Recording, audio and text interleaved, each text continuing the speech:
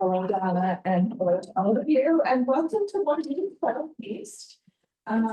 This is our first time doing the class here, and we love this space. We know parking is a bit of a challenge, so I hope everybody found a spot. We're happy with that. We had 54 registrants for today, so we got a lot of people doing virtual today, and I also anticipate that maybe some people coming in. But we're going to go ahead and get started. And so I'm Lisa Kelly, I'm Executive Director of Mental Health Awareness in Michigan. And we have been at One Group for just over a year, and we're very happy here. And at the end of today, Maria is going to talk a little bit more about one of our programs that you all may be interested in. We have Linda kind of moderating our virtual attendees and any questions that they may have. So whether you're in person or virtual, it's okay to have questions. Donna will manage. She's got a lot of content. It's an excellent presentation. So we're going to leave that up to you to decide when to break for questions. And everybody should have gotten links this morning with a pretest. So if you can do your pretest now. So if you don't have it, let me know that, but it was a link that came out by email. And you use the same link for the post test, and then the evaluation link is Linda's going to prep it for virtual people, but that's also coming. You should have gotten it this morning, and you'll get it again at the end of the class. Okay, so, and anybody who's getting CEs, please make sure to do all three: pre-test, post-test, and CEs. Okay, so Donna, Donna. I always get your warrior. I'm going to say your middle name wrong. Azcuna. Armentrout is a psychologist at the, I guess this would help, at the Wellman Family Psychology Clinic at the University of Notre Dame. She's a licensed clinical psychologist dedicated to expanding access to mental health care and education for families and communities. With extensive experience managing suicide risk across diverse populations and settings, she integrates cultural awareness and advocacy approaches into her work and teaching. So today, Donna is going to present on suicide risk assessment and management during pregnancy and the postpartum. And we welcome you, Donna. Thank you, Lisa. We're excited to be here, everyone. Thank you so much for coming. I'm really excited about this topic.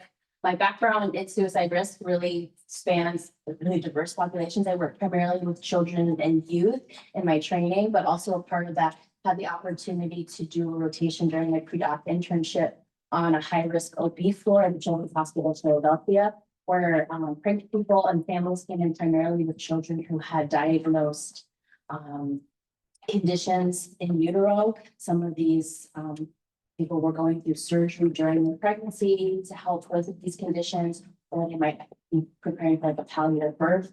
So if you would imagine in a high stress situation like that, where you're planning for a surgery or you're planning for a NICU stay, really intense symptoms sometimes of suicide or depression or anxiety. And then also I've worked a lot in the pediatric space in pediatrician offices. And as you know, you see a lot of newborns and fresh parents, and that 2, 4, 6, 8, 10, 12 months. I have a newborn myself. So you see your pediatrician a lot. And so I interacted a lot with postpartum moms in that space. So bringing a lot of rich experience about how to manage perinatal suicide risk. Some learning objectives for today. I want us to understand some of the major risk factors to be aware of if you're working with perinatal populations. What are some things to keep an eye out for? What are some things to be aware of? And then we're also going to talk about some appropriate measures to use. So there are some really good tools to help your practice to make it really concrete. Also to help you kind of from an ethical and legal perspective of how do I manage this if I have, a patient or client that comes in and is experiencing some severe depression, some suicidal ideation. What are the risk factors? What are my responsibilities as a clinician, as a practitioner? And then I also have some strategies for how to mitigate some of that risk. So what are the appropriate therapeutic interventions? What are some ways to collaborate with other medical professionals? During the pregnancy and postpartum period, there is so much interaction with medical and mental health professionals. It's a really great time to capitalize on the fact that there's so much interface. There's rarely that much time. Kids see their pediatrician once a year, maybe more often if they're sick, but during that postpartum and again, perinatal period, we have so much interface. So what can we do to help that? So So starting off on the same page, I like to provide definitions so we all know what we're talking about as we start talking about suicide, suicidality, suicide behaviors. And so a quick definition of suicide. Suicide is death caused by injuring oneself with the intent to die. A suicide attempt is when someone harms themselves with any intent to end their life, but does not die as a result of their actions. We know that suicide is a top leading cause of death across the board. But we do know that that increases with youth. We know that there's specific risk factors that also can impact suicide. It's a second leading cause of death for those between the ages of 25 to 34. And in 2022, there was an estimated 1.6 million suicide attempts. So this is something that likely affects you professionally, likely has affected you personally. I give these statistics to kind of again set the stage that this is something that's happening across the board. And then let's get more specific to understand what we're talking about with suicidality. So suicide is complex. That is something that really comes up frequently in the literature. It's multifactorial. We don't know exactly what causes death by suicide. We don't know, does suicidal ideation, really predict risk of self-injurious behavior? Does it really predict suicide attempt? So it's a complex thing that we're managing. You'll likely experience that again if you're practicing with people who experience suicidal ideation or self-injurious behaviors. There can be ideation, plans, behaviors, intent with suicidality. They are distinct from non-suicidal self-injury. So you might work with teens or clients that have, cutting behaviors. That doesn't necessarily mean that they're at risk for dying by suicide. All of this to say, again, it's a very complex concern. There's multiple pieces that you're assessing as you're working with someone who might say, I'm thinking about ending my life. Suicidal ideation is a diagnostically broad symptom that doesn't necessarily map onto one diagnosis. For example, you work in the insurance billing space, you don't bill suicidal ideation. You bill major depressive disorder, persistent depressive disorder, anxiety. But we know that it can present in a lot of different diagnoses. Maybe you work with people with ADHD. Sometimes there can be suicidal ideation there. So we don't necessarily say that it's associated with one specific diagnosis. We know that it's higher in diagnoses like depression or bipolar disorder. And 90% of people who die by suicide met criteria for one or more psychiatric diagnoses. So we do know that after we look at deaths by suicide, that many of them have mental health concerns. So those are kind of parallel. And we see, meeting criteria for a mental health disorder and suicidal ideation being a really frequent symptom in that before death by suicide.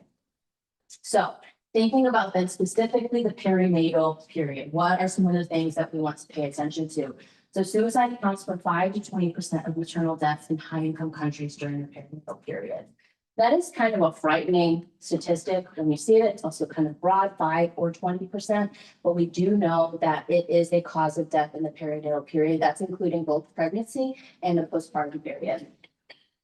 An estimated 8% of perinatal persons worldwide experience suicidal ideation. So we know that it's fairly prevalent. Again, suicidal ideation doesn't necessarily mean that they're going to die by suicide, but they are having recurrent thoughts of death or maybe wishing they weren't alive anymore.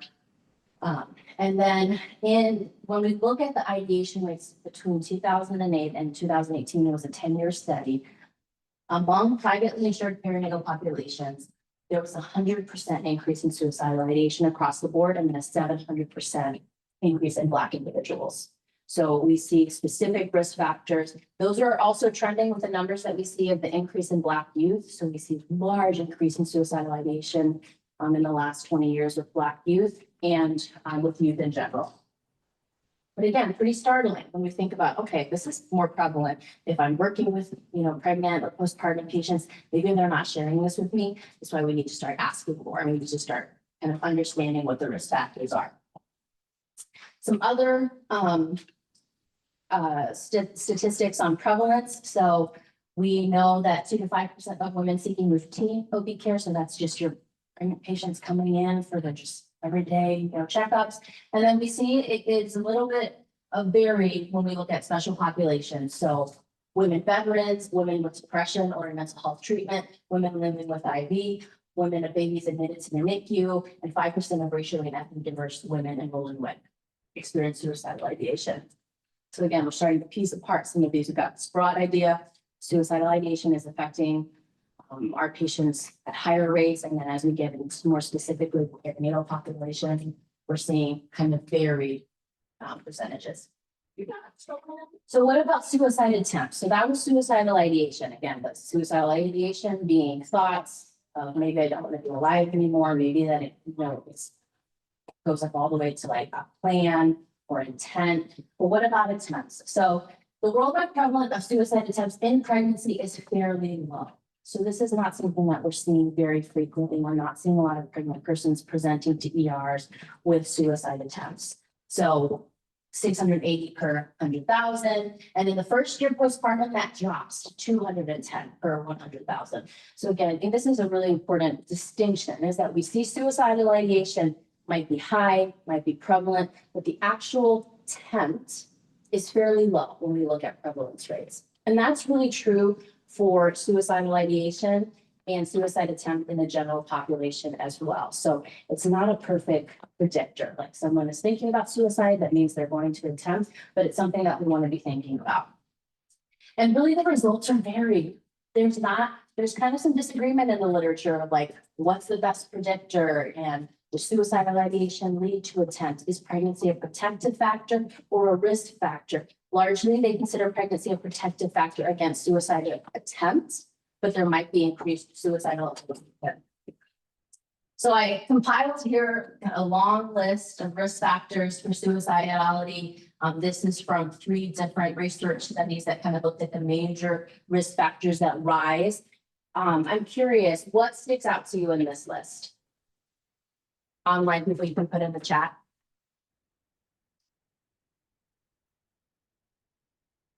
Any risk factors that surprise you? Yeah. Sleep disturbance, Yes. Tell me why that's surprising to you. because I mean, it's inevitable, right? Right. So Ask any pregnant person in their 3rd trimester if they're sleeping well. Yeah. I'm a little surprised that multiple pregnancies or children could be a risk factor. I like it. Having young children is sometimes seen as a protective factor. They do say that if you have suicidal ideation in one pregnancy or self-injurious behaviors, that it's much more predictive than in future pregnancy. You also have that. Yeah, patients who smoke during pregnancy. Yeah. Interesting. Yes. Interesting connection there. So these are some risk factors to be thinking through. Again, we're thinking, when we see these patients, when we see people we work with, what are some things that when they say, not sleeping well, I have no social support, I smoked before pregnancy and I have a really hard time quitting a pregnancy, or I don't have motivation to quit. I have lots of young kids at home. I have, history of stillbirth, sudden death syndrome.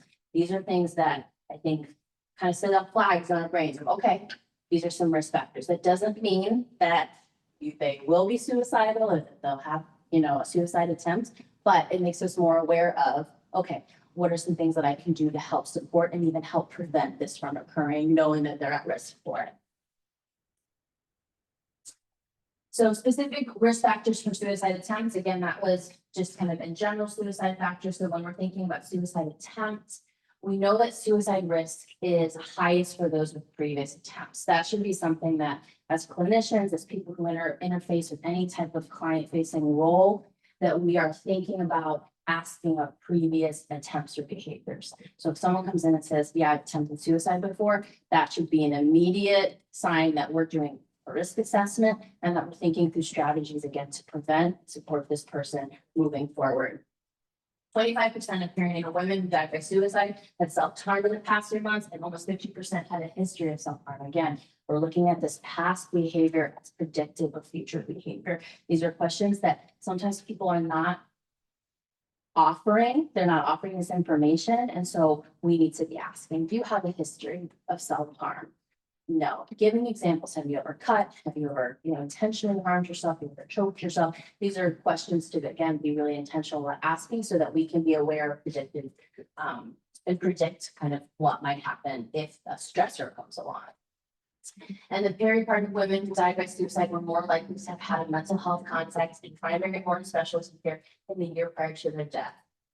So that's really well aligned with the general population too. Most people who die by suicide had seen a mental health or medical professional in the past 3 months. So again, we've got such a rich opportunity that we are interfacing, we're meeting with patients, we're seeing people during this perinatal period, these are questions that we should be asking, even if we're like, no, the risk is fairly low, still asking these questions. So thinking kind of in summary, suicide ideation is a risk factor, suicidal behavior is a risk factor. Perinatal patients may experience more frequent suicidal ideation than the general population. That is down again to those specific risk factors. Maybe you're working with a, a population that has some pretty significant risk factors.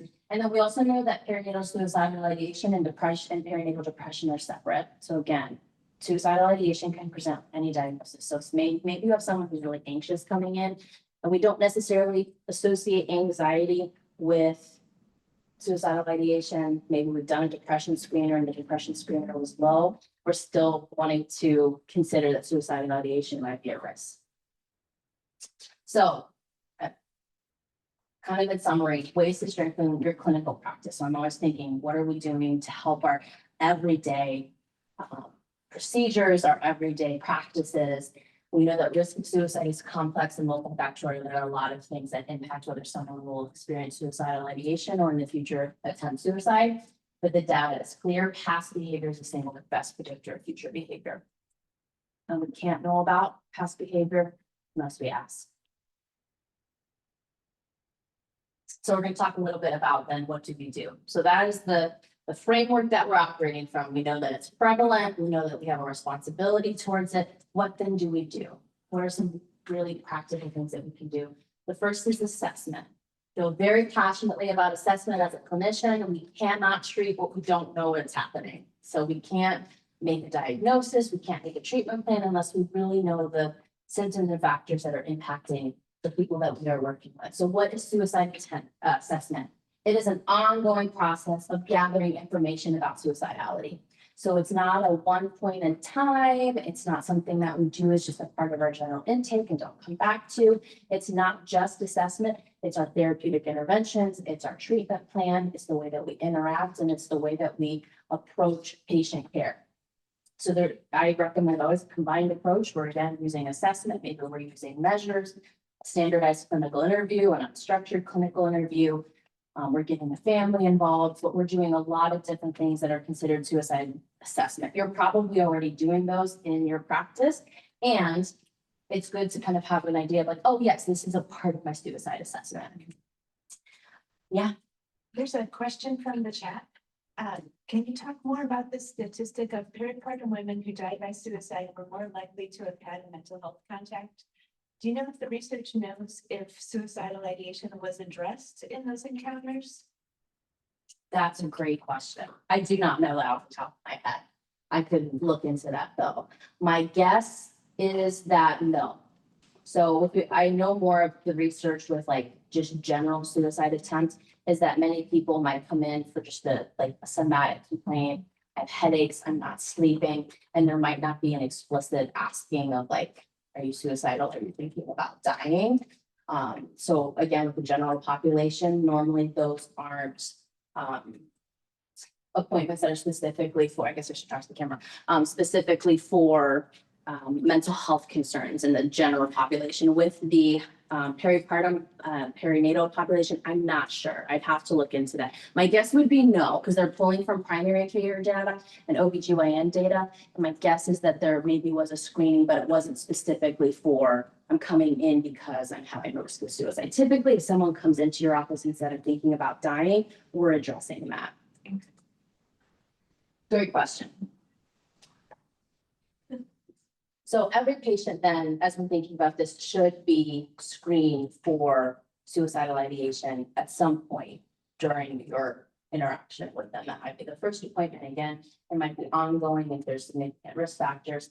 But since there's high prevalence of suicidal ideation and suicide as a cause of death, we're wanting to incorporate some type of suicide assessment into our ongoing work.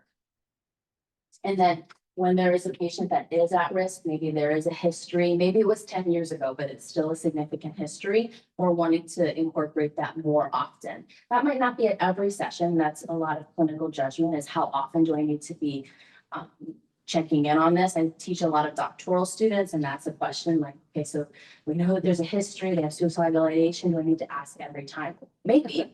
Maybe we have to be checking in every time, maybe not. Maybe this is a patient that we want to check in monthly. Maybe quarterly is appropriate. Maybe we have an agreement with our patient that when they've had a really stressful time, they're bringing it to us, and that's a part of the treatment plan of them really speaking up about their needs. There can be so many ways to incorporate this into our work. But to understand risk, we have to have diagnostic and symptom clarity. Again, we cannot treat what we don't know. We often say with patients too, like, we can't treat what they don't tell us, but they won't tell us certain things if we're not asking. So as treatment professionals, we do have to have a bit of a stance of curiosity of like, what's going on here? Have I asked all the questions? Have I asked them in the right way? So I work a lot with children. We ask questions of children differently than we do adults. Maybe we have to change our language with perinatal individuals and talk differently. Do you feel so overwhelmed sometimes that you think it would just be easier if I wasn't here? Does that thought ever come up? What do you do with that thought? How often is it happening to you? Is it happening mostly when you feel really overwhelmed? Because pregnancy can be overwhelming. We're again using language that's appropriate to our patients. And then we get diagnostic clarity through evidence-based assessment. So we hear a lot about evidence-based practice. There are also some evidence-based assessment tools that you can use. And that is through screening and assessment measures.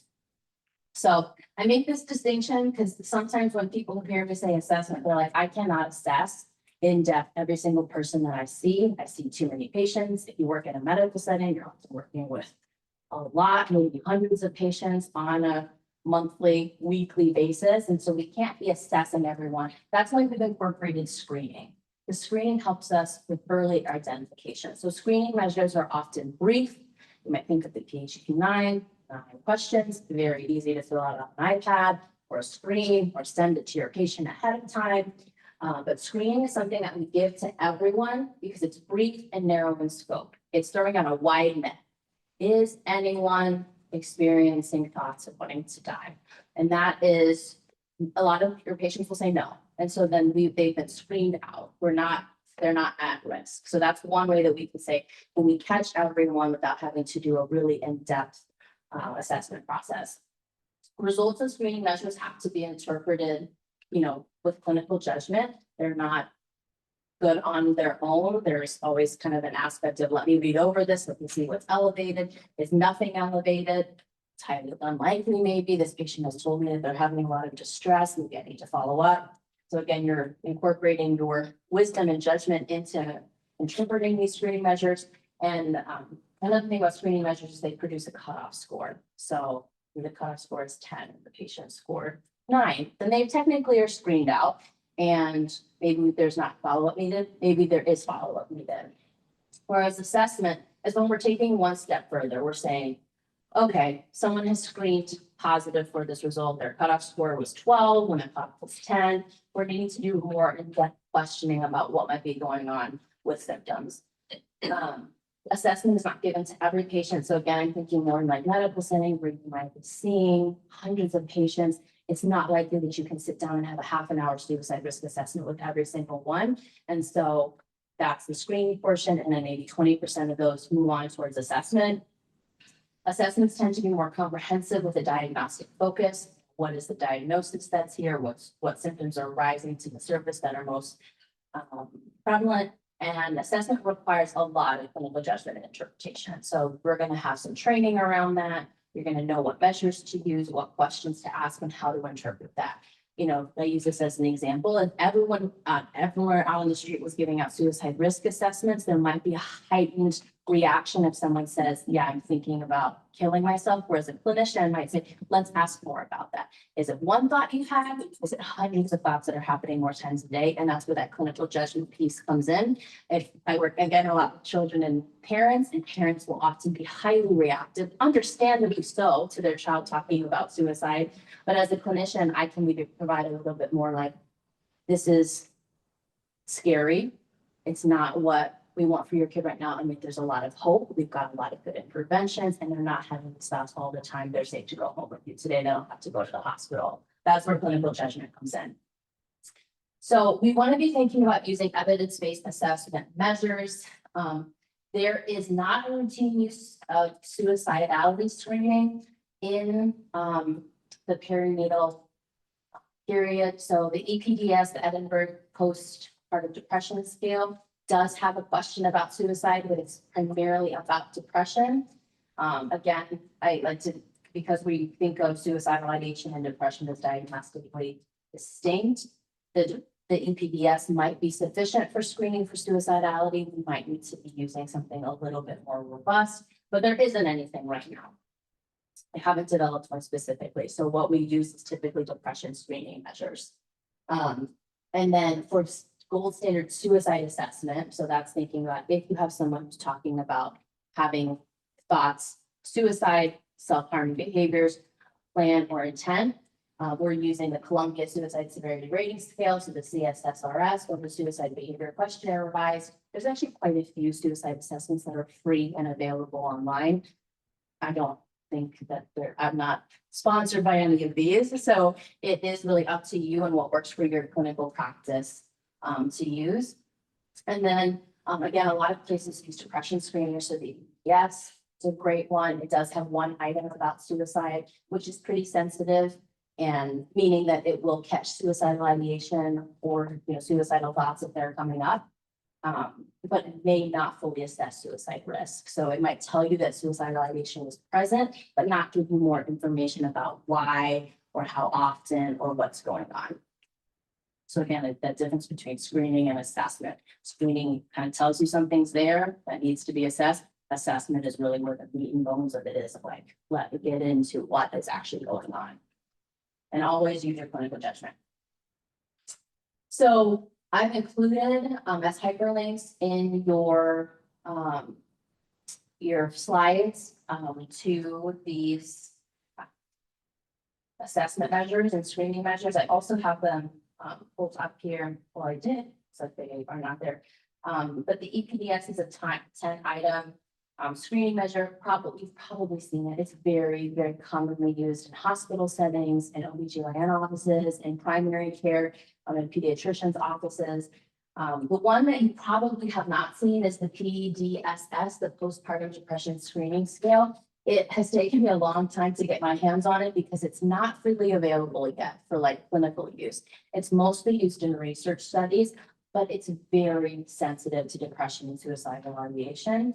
So I am working on, can't really see it here because it's very blurry. Yeah. I can probably send this out to you so you can see it. So again, it's not free to use in clinical settings quite yet. Because I think they're still doing research on it, but it's very sensitive again to depression and suicidal ideation and might be another good measure.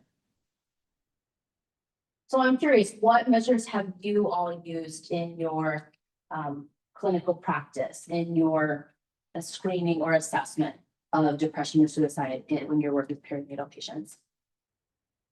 CSSRS. Is that Columbia? We screen with the Edinburgh. Multiple times. Throughout. That's any other. HQ9 for screening for all. Okay, so everyone gets PHQ-9. And are these typically screenings that you're using at one point in time? I know you mentioned multiple times through pregnancy. PHQ-9 is that often at the first visit? First visit and then treatment plan reviews usually. Yeah, like outcome tracking. Yeah.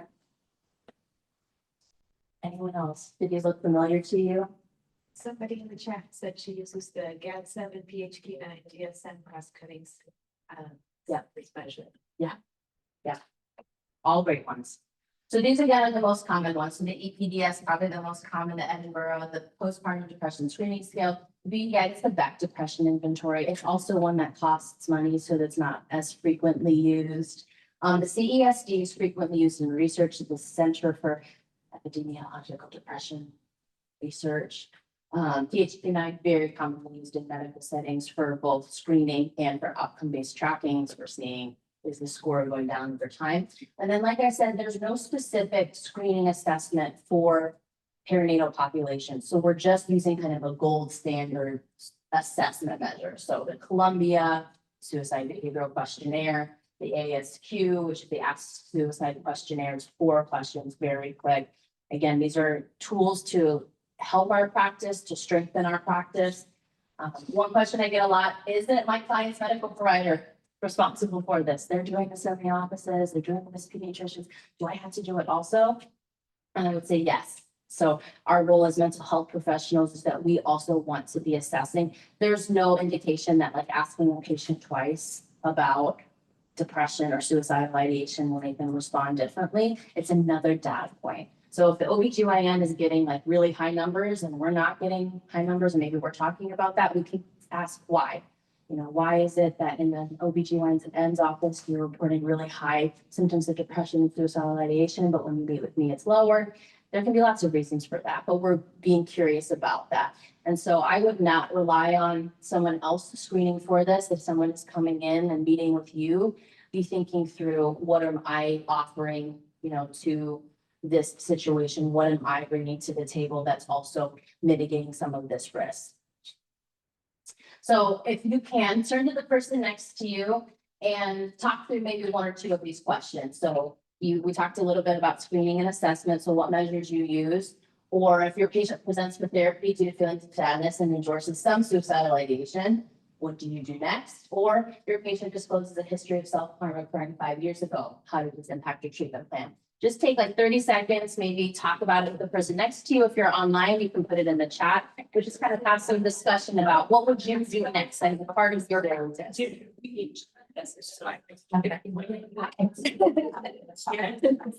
What's that mean to me? Okay. Okay. So just, yeah, I'm in private practice, so that's. Yeah, yeah, we have to vote. It's not. Oh, but that's that. That's sourcing some of that. Yes. You'll see, you can see on sites. I'm sure it'd be some more, although she knows it's really others. We have. Yeah. I think it might. There it is. Oh, it goes in like, yeah.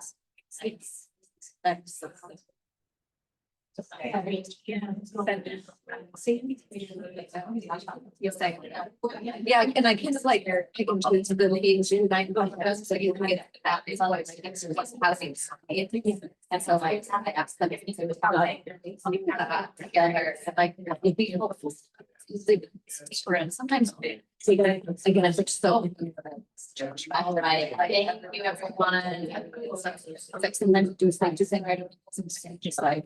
No, I just sad. Yeah, so asking morning. Okay, So kind of like. awesome, thank you. I hope you have some good discussion about. That's never enough time. I have so much content to get through. Yeah, I wish that there could be more times to talk and discuss. But thank you for kind of discussing what you would do. Again, this is like practice of like, what are some clinical decision-making things? It's so nice to be able to hear what other people do and incorporate that into your practice. Just another plug for measures. Why use an assessment measure? Why use a screening measure? Isn't the clinical interview enough? Perhaps it's enough if you have a really in-depth clinical interview. But the nice thing about using assessments is it's objective. If you're using a screening measure, you're giving it to all of your patients. So you have a really rich data set to go from. You also have kind of knowledge of what everyone is experiencing. We're not just honing in on specific patients or, oh, I have time today, so I'm going to do a suicide assessment. It creates some standardization to the work that you're doing. And again, I think it can be really helpful for mitigating that risk from like an ethical and legal perspective. If you were to, you know, God forbid, have a patient die by suicide or have a suicide attempt, you have documentation that I am using evidence-based screening measures. I was doing risk assessment. I was monitoring this to the standard of care that would be expected. And at this point, a lot of use of measures, screening and assessment is considered gold standard of care. It's considered what should be a standard part of our practices. Now, again, yeah, please. I just think it's also an important part of sort of like self-care for clinicians. I mean, that is, no matter how many years you do therapy, that is an emotionally triggering experience. And you only have to remember one thing, which is to get a screening instead of remembering all the things that you have to ask. For me as a clinician, I feel better going into any interaction knowing that I have a plan I know what I'm doing and I only have to remember a few things, not everything. Absolutely. I don't know if we could hear that on the video, but as an important act of self-care, making sure that you are covering your bases by giving a screening measure and not having to remember all of those things in an initial appointment. That's huge. I agree. There's a question online. Yeah. We have several people with different clinical backgrounds here. Who should be giving an assessment or clinical interview for suicide ideation? Is it the clinician, the case manager, community health worker? Great question. It largely depends on the roles that your organization has set forth. So I would always defer to the organizational structure. My gut is the clinician, because oftentimes clinicians are trained to interpret and use clinical judgment in settings where patients are coming in with suicidal ideation. So while I am very much like empowerment based, like everyone should know how to ask about suicide and feel comfortable talking with someone about resources, when it comes down to doing a suicide assessment and really understanding symptoms and risk factors, that does oftentimes fall on the clinician, again, because that is aligned with your training. So that would be my my bet in the situation. All right, so some ideas to strengthen your clinical practice. I've included these throughout, and just like easy pages to go back to. So identify which assessment tools are most appropriate for your population. So the PHQ-9 might be what everyone in your office uses, use it. That's appropriate. You know, you might want to use the Ask Suicide questionnaire because it's 4 questions rather than the Columbia, which can get up to like 30 questions if you use the whole thing. So you might need to do that because time pressure, you might want to use something more efficient. At each initial appointment, I recommend screening for suicide risk. That is, again, pretty standard. Maybe that's just a measure. That might be not something that you fully get into in the first session, but you do the second session. Again, it has to fit within your workflow. You won't use these things if they don't make sense to what you're already doing. So think creative with how can I incorporate this into my practice? And then document which tools you used. Again, documentation, I'm a big fan of, is that we're talking about what we did, why we did it, and how it impacted our decision making. That's something that oftentimes clinicians forget, something that I really emphasize with my students, is you can give a really great measure, but if you don't talk about what you did as a result of it, then really what anyone can interpret that. Anyone can see, well, that score was higher than what the cutoff is. And that's again where your expertise comes in. This score was low, therefore I'll follow up in 3 months. This score was high. I recommended that they see a psychiatrist. I will follow them up at next session. Talk about your thought process and the decisions that you made. And again, that creates a paper trail, but also is where your expertise comes in with that clinical judgment.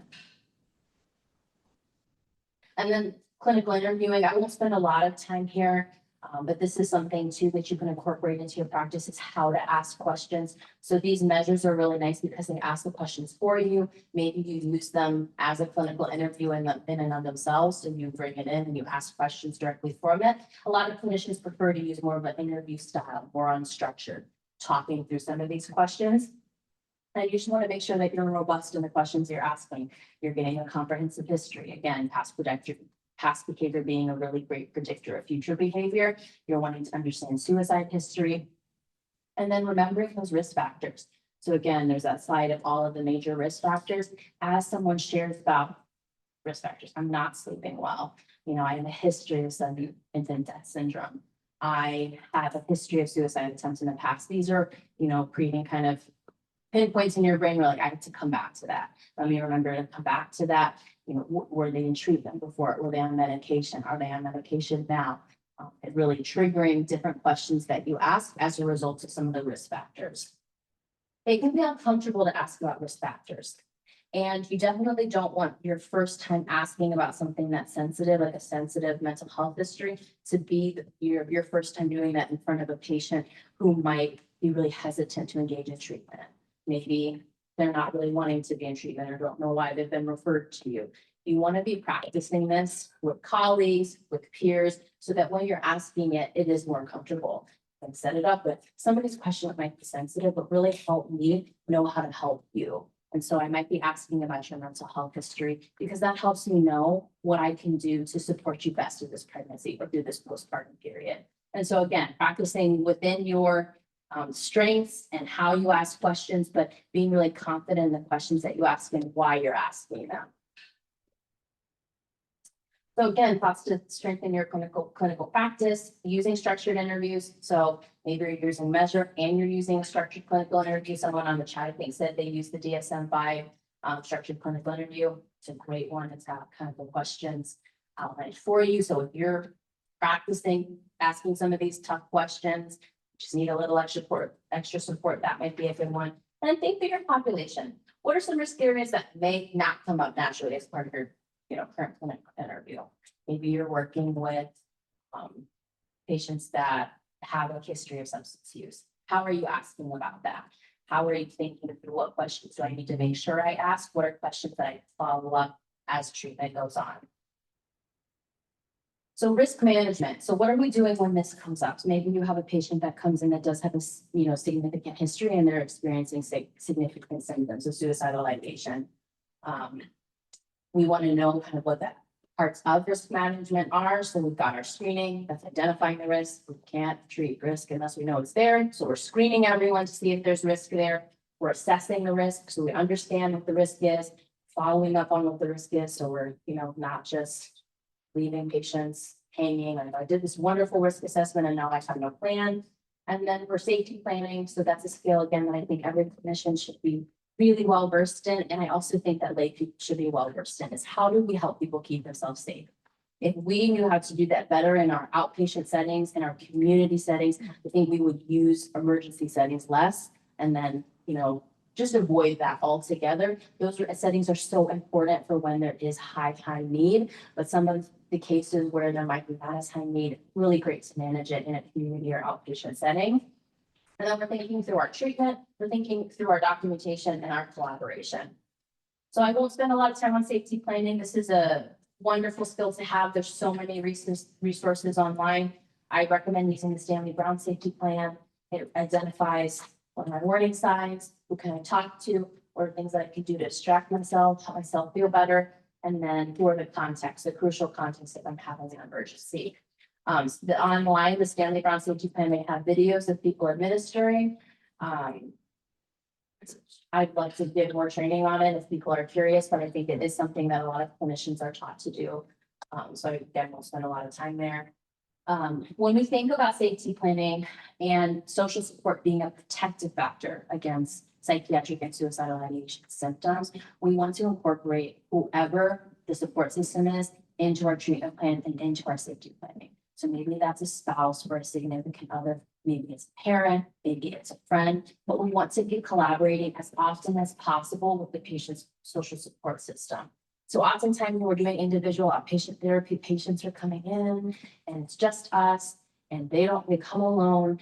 When we can, bring in the social support systems, do family therapy sessions, give them a call, give permission, obviously, release some information to talk about the patient's loved one, about what your plan is. Having more eyes on the situation is going to, one, give you peace of mind, which I think is huge as a clinician, but also be so protective. Maybe that's a treatment goal. If the patient comes in, I have no social support, significant others never home, I live halfway across the country from my family, I don't have a good friend or friend community here, what can I do? That might be a treatment goal. It might be something that you're work together on, like how to get connected.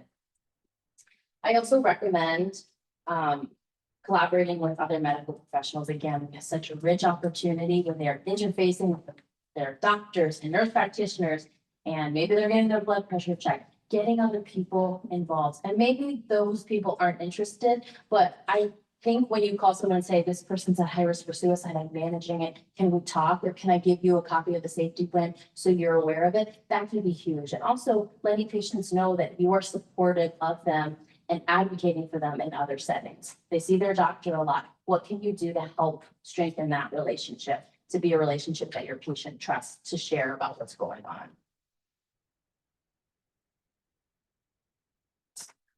I'll skip this brainstorm for now. Again, lots of content to get through. I mentioned this briefly, but documentation, have a really good system for documentation. It's a good part of clinical practice, but also when you're dealing with high-risk individuals or individuals at risk for suicide, you want to be noting what you did and you want to be doing it in a timely manner. So what was your decision-making process? Did you consult with anyone? What is your treatment plan? How does the information you gathered today impact what you're doing tomorrow? Always outline that in your documentation. And then when there is significant risk, we are looking at hospitalization. That's kind of beyond this presentation, but it is something that might be in need if your patient has significant suicidal ideation, has a plan, has a method, has intent. I'm not going in this presentation to the like in depth of like what that decision making will look like, because it is so, dependent on the situation. Perhaps you have a patient who has, a plan, but they have no method or intent. Maybe they're not hospitalized. So that's to your clinical judgment. And I couldn't answer for you if you said, well, I had this really tough case, because it really, comes down to what do you make of the situation? Is hospitalization needed? It is a resource and a tool. And while again, I am really a fan of managing in the outpatient and community setting, there's a reason that we have higher levels of care and to use them when appropriate. I'm going to give a kind of brief overview of the treatment. So we've gone over the risk factors, gone over screening and assessment. We've talked through how to safety plan and to mitigate risk when you do have a situation that comes up. What are some of the things you can use, the standard ground safety plan? So what is the treatment? So this is again very specific to mental health outpatient treatment. So there's no specific therapies for patients experiencing suicidal ideation in a perinatal period, meaning there's no CBT for pregnant people experiencing suicidal ideation. It's very specific. We have a very specific type of manual to use. There is not one of those, but there's many robust therapies for PMAD, so perinatal mood and anxiety disorders. We know that there's great options for treating depression, anxiety, OCD, bipolar disorder. So we are leaning on those and using those to treat symptoms while also having an eye towards how am I treating suicidal ideation? Are we seeing a decrease in symptoms? Great news, there's no difference or major differences in the type of therapy you use. So if you use T approach versus psychodynamic approach versus interpersonal approaches, most of those are going to be effective in decreasing symptoms of perinatal mood and anxiety disorders. Standard anxiety treatment is likely ineffective, is likely appropriate and effective. And then psychoeducation and treatment are crucial for OCD. Again, we've got lots of really good, robust therapies for our PMADs. Specifically depression, CBT, interpersonal therapy, psychodynamic therapies. Those are going to be your most evidence-based interventions for people experiencing perinatal depression. And these are effective regardless of modality, meaning you do individual family therapy, do group therapy, do virtual, do in person. All of them are likely going to be very effective. If you have someone who's presenting specifically with suicidality, so it's suicidality, but there's not really significant depression, not really significant anxiety, this would be really rare, but there are great therapies for people experiencing suicidal ideation or suicidality. CAMS is one that is really getting a lot of traction lately. The collaborative assessment and management of suicidality. There's a great online training. I think it's a little pricey, but if it's something that you're like, wow, this comes up a lot in my practice and I want to be well versed in how to treat and assess suicide, really great intervention to use. Cognitive behavioral therapy for suicide prevention, also very evidence-based. If you're already a CBT clinician, it's really easy to tack on these like specific manuals, these specific therapies to be aligned with your practice. And then DBT, using DBT to fidelity is very difficult. And I don't think in this area there are any specific like DBT to fidelity practices. The DBT skills can be very helpful for emotion dysregulation and some of those symptoms that have affect interpersonal relationships. Also thinking non-therapeutically. So there's a lot of things that can benefit people outside of treatment and intervention. So individuals with perinatal depression benefit from relaxation therapy, mind-body exercises, aerobics, aquatic sports can help decrease symptoms. We know that taking care of our bodies is really important for everyone, and especially in that perinatal period, really focusing on sleeping, drinking water, eating food, moving your body, those foundational skills that really help us feel better are important to focus on. So if you have someone who's coming in who's not doing any of those, maybe that's our first treatment goal. It's like, we need to get on the right path with like you sleeping as much as possible in pregnancy and taking care of yourself. If you're not eating, if you're not drinking, this is just gonna have negative impacts psychologically. There's also some other things that I included here because they're research based, but maybe fatty acids, light therapy, St. John's wort, mother infant bonding activities can help decrease symptoms. Again, this is not in place of therapy. So please hear me say that these are not therapeutic interventions that may be beneficial, but we're still recommending people for therapy, checking in with their doctors, taking care of their mental health. If you have a couple of patient that comes in and there's a lot of couples conflict, there's great therapies for couples experiencing high conflict and where the pregnant patient might be experiencing suicidality. Also, I would be remiss to say that understanding psychopharmacology in the perinatal time period is really important. So a lot of people, when they become pregnant, will stop medication. Probably wise, because we know that some medications can really negatively impact pregnancy, but we're always pointing them back to talk to their doctor. So if there's someone who's on mental health medication their whole life, stopping could have some really adverse effects. So encouraging them to talk to the OBGYN. Interestingly enough, when we look at kind of the American College of Obstetricians and Gynecologists, and then other kind of governing bodies in other countries, the US is one of the only countries that says that medication should be a first line of treatment for postpartum or perinatal depression, where in Australia, for example, they recommend therapy. So as a therapist myself, as a psychologist, I'm like, therapy first, if we can, because I just tend to be more like behavioral in my approaches, but knowing that they might be recommended for medication and being in support of that if that's aligned with the patient's values. So it's likely that suicide will not be the primary presenting issue. It is probably not going to be 90% of your patients are probably coming in and saying I have suicidal ideation, but we know that there is a prevalence. Maybe it's 1 in 10 or 1 in 20. And so I hope that this was helpful in understanding what some of the evidence-based practices are for assessing and managing risk, and then also some interventions. And that remembering that therapy is part of the process. It is kind of the most that you'll be doing every week. Maybe you're meeting with them on a weekly basis, but you're assessing throughout. So you're always kind of gathering new information. When people come in, it's so surprising. You'd be working with someone for 6 months and not know something that happened, halfway through that treatment. And so remembering that you're always gathering information and knowing how to pivot, or knowing what resources are available to you should this person need additional supports. And I'm done. My references pages are available for you on your slides, and I'm always very willing to answer questions. I think Lisa probably gave you my email, but if you have any questions, please let me know. Thank you.